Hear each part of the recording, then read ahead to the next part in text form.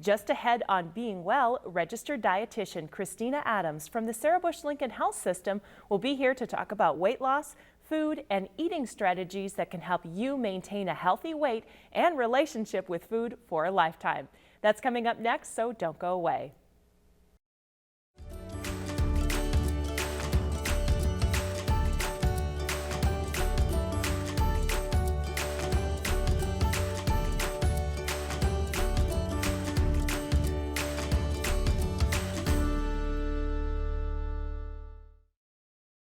Well, Kristina, thank you so much for coming on Being Well, and we're going to talk about a subject many of us deal with: losing weight, keeping it off, thinking about how to make food just a part of our life and not our life.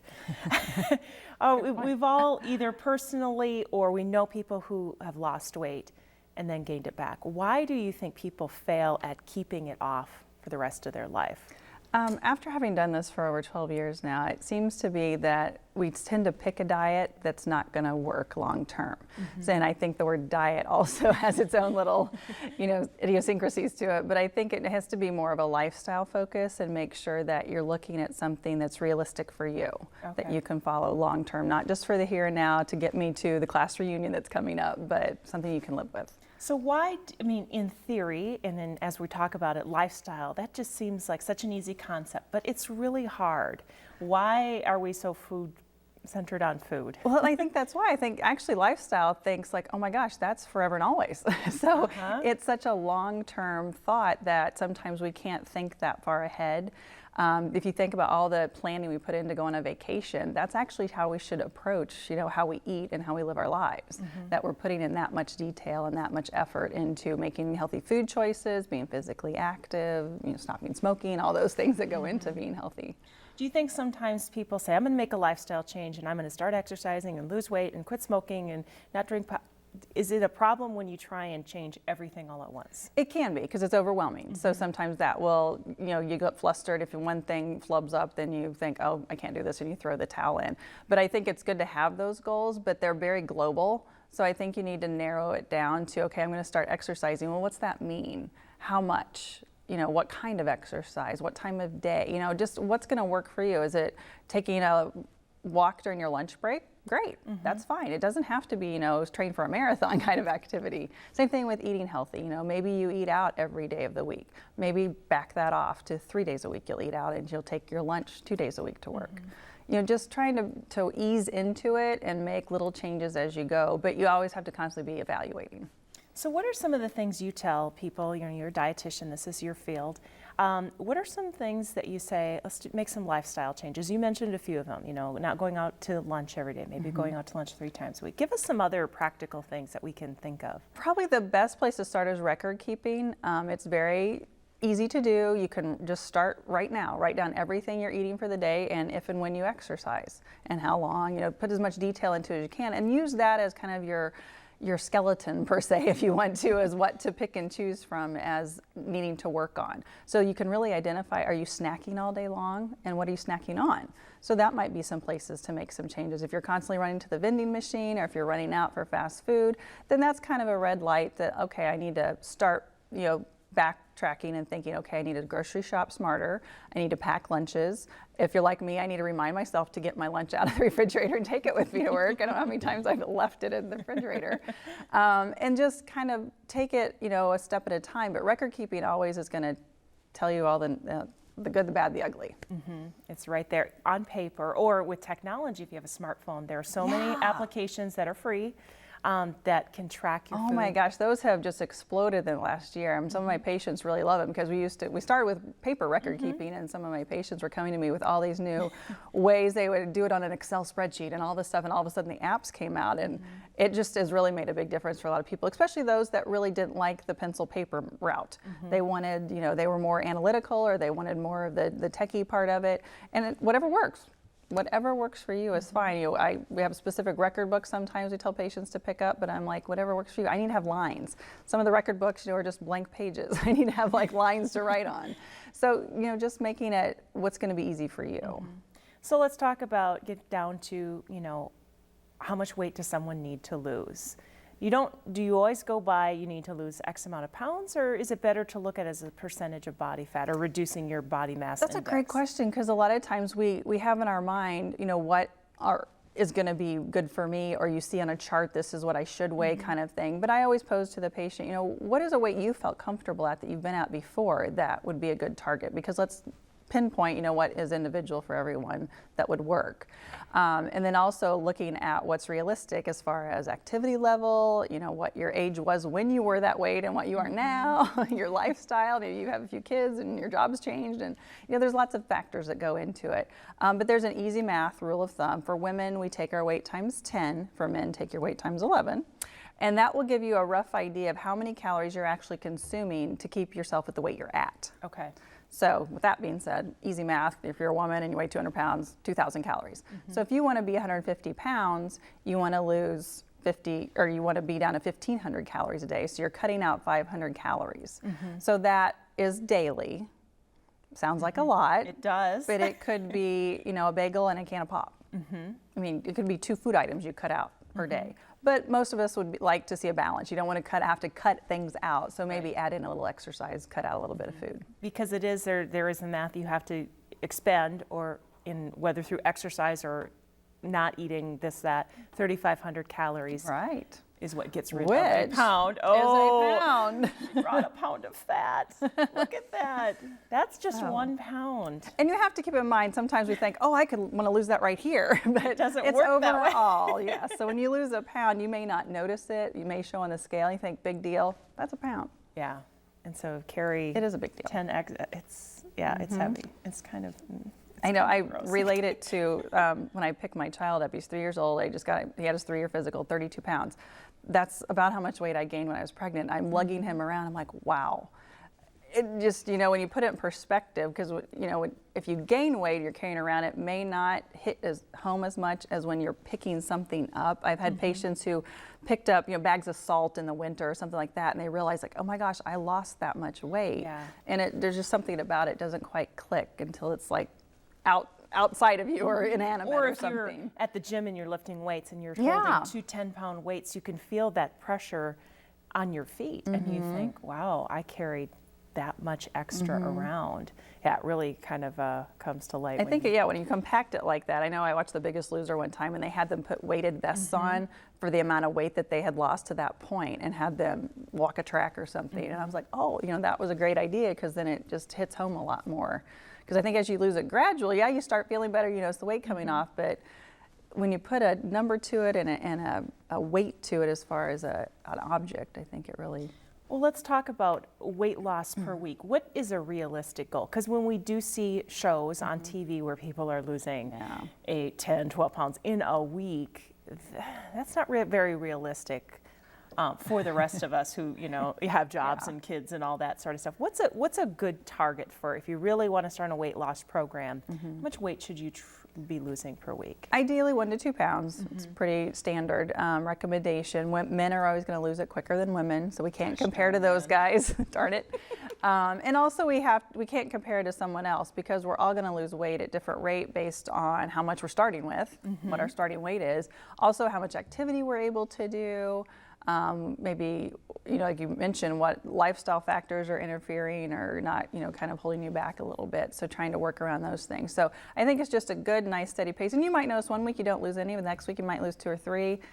So I think overall you want to see the balance. So I think that sometimes when you mentioned earlier, what gets in the way, why can't we keep this weight off? We don't see that steady weight loss every week. So then we think, what am I doing wrong? I had a friend of mine Facebook a message about, I started this exercise, I'm exercising every day, and I haven't lost anything, kind of thing. And so I just commented, like, make sure you're drinking plenty of fluids, because I think sometimes we overlook just simple things like that. When you start exercising, that's a lot of processes your body's going through metabolically. So fluid is number one that's going to feed the fuel. Need to get the muscles. Well, and when that first week or 2 of any diet or weight loss program, you do lose a lot of weight. Yeah, right the away. honeymoon phase, yes, as I call it. But it's not 8 pounds of this. Yeah. It's maybe a little bit of this and a lot of fluid, correct? Yeah, that's right. Still makes you feel good, though. Yes, it does. And that's what helps inspire us, too. Get that jump start right off the bat. Well, let's talk about where there are hidden fat, calories, salt, sugar in our diet and you brought some examples. I did. So I'm going to just place the fat over here next to me. Talk about sugar. Sugars. Been in the news a lot lately. It's definitely challenging because the idea is we don't want to eat a lot of added sugar. So what is added sugar? I mean, it's, sometimes we're not physically adding sugar to foods, but it's all the little sweet treats and things that are around us. And right now with Halloween around the corner, there's a lot of sweet treats out there. So we're all becoming victim to the candy aisle. So when you look at the amount of sugar and things, typically it comes from empty calories is what we call the sugars. So your regular soda pops that you're drinking, the dessert kind of foods or pastries, donuts, things like that, you're getting a lot of extra sugar calories. And so one example we have is a can of soda pop is actually about 42 grams of sugar somewhere in there, which is equal to 10 packets of sugar. So if you think about it, would you put 10 packets of sugar on something you ate? No, you probably wouldn't not. Put that in your iced tea. But we're drinking it. And I don't think sometimes it registers, exactly how much sugar is in foods. So let's talk, we've got the sugar culprit. I know you've got salt. Salt is another one that if you start looking at milligrams of sodium, there's a lot of salt. How much actually salt should we be taking in? Good question. About 2,400 milligrams or so a day, 2,400 milligrams, which is equivalent to about a teaspoon of salt. So if you think about, once again, and that's in everything. I'm not talking about just what you might be salting your food with a salt shaker. That's in, any foods you're eating where it's already present. A lot of your canned foods, processed foods, convenience foods will probably have more salt than not. Some foods naturally have salt in, foods naturally have sugar in them. I'm not talking about those. It's all that added stuff that's going in there. So usually some foods that have a lot of hidden salt in them can be marinara sauce. A lot of your spaghetti sauces can have hidden salt in them. Also, a lot of cereals can have hidden salt in them. I don't think of that. Yeah, so places that we're not really familiar with it being there. But also, some of the obvious potato chips. Canned soup, Campbell's has gotten a bad rap, sorry to diss Campbell's, but they always seem to be in the news, and they come out with a lot of healthy requests, healthy choice kind of versions. But a regular can of soup that's not low sodium or any version has over a teaspoon of salt in it, usually closer to a teaspoon and a half, and that's equivalent to about 9 salt packets. Wow.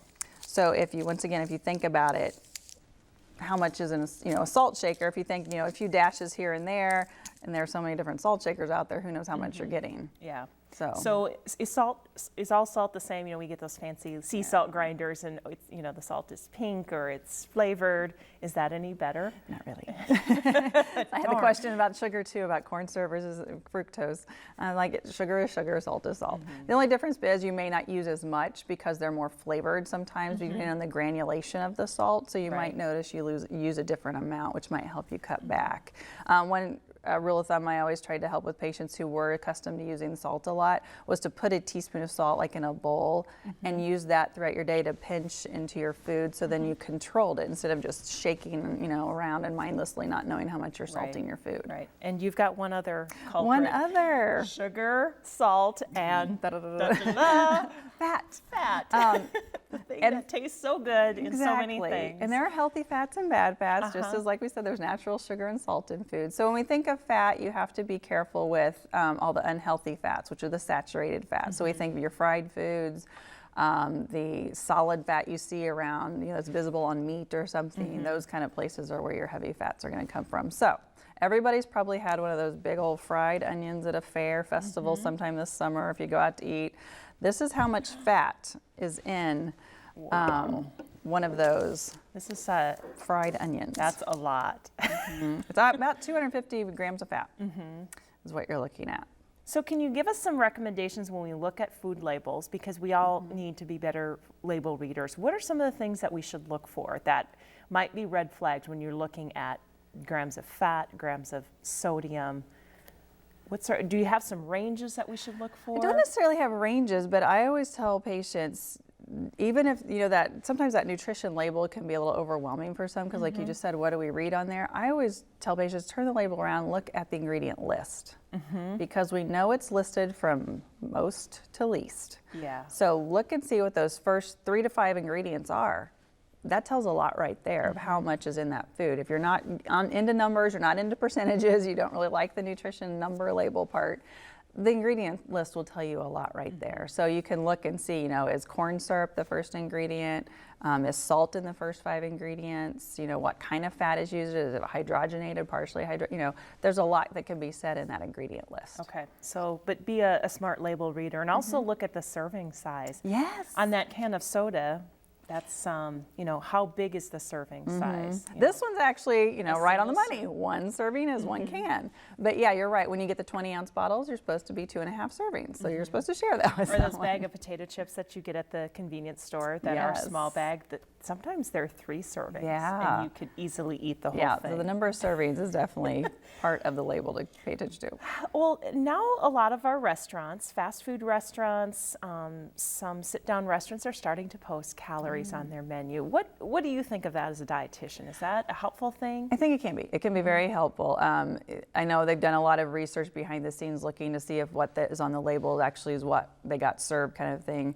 And usually there's some discrepancy because you have to look at, who's working that day, who's serving your food, who's making it. So yes, they set the standards and put those in the menu that this is a healthy choice, but you do have to be mindful of different staff may not be paying attention to exactly what the serving size is that's going out. So for the most part, they're pretty accurate on the money that's going to be what you're getting. Okay, so you need to probably look at those calories. So if you're a woman and your calorie intake is 1,500 calories, if you're eating something that's 1,000 and it's only lunch, you might be eating a bag of carrots for for supper. Good point. So it's really all about balance and sort of picking and choosing what you eat throughout the day, which brings me to my next question. We often see this. Is it better to eat 3 meals a day, 2 meals a day, or 6 small ones? What do you recommend? The earlier the better, definitely. Okay. There's tons of research out there that shows a lot of those that are able to lose weight and keep weight off eat earlier in the day, and they start the day with breakfast, whenever that might be for, everybody's jobs, times are different. But yeah, starting and eating earlier in the day and eating it as late at night, which I tend to find is kind of the opposite when I run into patients and I do a food recall with them, or food frequency. They skip breakfast, eat a quick lunch, and then they're rush through and get something quick, and easy at home, and all of a sudden they eat all night long. So, it's kind of the opposite. We want to be eating earlier in the day and having small, more frequent meals throughout the day, and not high-ending or overloading, food calories at the end of the day. I think there's this old saying, when it comes to breakfast, lunch, eat breakfast like a king, lunch like a something, and supper like a pauper. Yeah. So eat big early, just what you said, eat big earlier in the day and then scale it back. Yeah. Which can also help if you have some digestion problems. Correct. Not eating that big meal at 8 o'clock at night and then going to bed. We have a lot of women who watch this show, and when I said we were doing something on weight loss, a lot of them say, ask her about, as we get older, my hormones are all crazy and I can't lose any weight. In fact, I gain weight. Talk about as we get older, specifically for women, do we need to be eating less and by how much? That's a great question. I get that a lot, and it is definitely something that happens to be more affecting to women because of the changes with hormone levels. We can't completely blame it on that, but there are changes happening naturally as we get older. We're gaining a little bit of fat and we're losing muscle mass as we get older, so we definitely want to be fighting that along the way as much as we can. So we're not talking about going in and powerlifting or anything, but just doing some lightweight lifting, gardening, golfing, anything that kind of uses those muscles is really going to help to keep them toned and keep the muscle preservation there. So that will make a big difference, and that will help keep metabolic rates up going too. So that, once again, just long term will help keep the calorie burn going. But as we get older, just processes are changing and things are slowing down because natural process of life, the metabolism does slow. So we don't need as many calories as we once did. And as I mentioned earlier, as we're trying to lose weight, realistically, what we once weighed when we were 22 may not be the same that we're going to be able to weigh when we're 42 or 52 because of not only that we're older, but just what's happening in our life at that time. So same thing applies, when you're 42 or 52 and you notice you can't lose weight as easily, there's some things to look at. And so one of those would be diet. Start with food records. Are you still eating like you did when you were 22? Maybe not be the plan, especially the same types of food you might have been eating when you're 22. So yeah, you have to not only look at how you're eating, but the types of foods you're choosing. We've just got a few minutes left. I want to have you explain just some quick, easy things about portion sizing, because that seems to be a problem for a lot of people, sometimes myself included. There's some easy ways to remember what's portion size of meat and starch. So give us those. Yeah, some of the objects that have been compared to with portion sizes for a piece of meat have been a deck of cards or a computer mouse. Also, a baked potato has been referenced to like a computer mouse size. A golf ball for the amount of cheese that is a serving. A little 9-volt battery would be a good example for that too. A baseball is a good size for a cup of food, or half a baseball for half a cup. So for your vegetables, your rice, your pasta, those kind of things. So objects that are pretty familiar to all of us. A checkbook size would be the size for a piece of fish, so you get a little bit more because it's lower calories, so you could do that. One of them, though, you might not know of is your hand. Okay. It's an easy reference for portion sizes is our fist is roughly about a cup.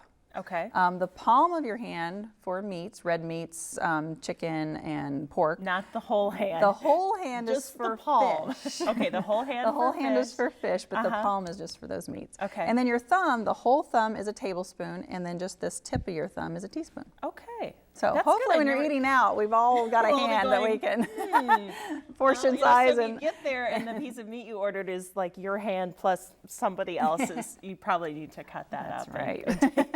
Yeah, we're not going to have all those objects with us when we're eating in a restaurant, so your hand's a good handy tool. Last minute, we've just got a few seconds left. Give us a last little tidbit of thoughtful advice as we move forward into maybe thinking about food in a different way. I think everything we've talked about can be, like we talked about earlier too, it can be overwhelming. So I think it just, make it what's going to work for you realistically. What can you do? And you get stories from the media, you get stories from your friends, what they're doing. Find out what's going to work for you and try to go from there, and just make them small little changes along the way, but make sure you're evaluating if that's working or not.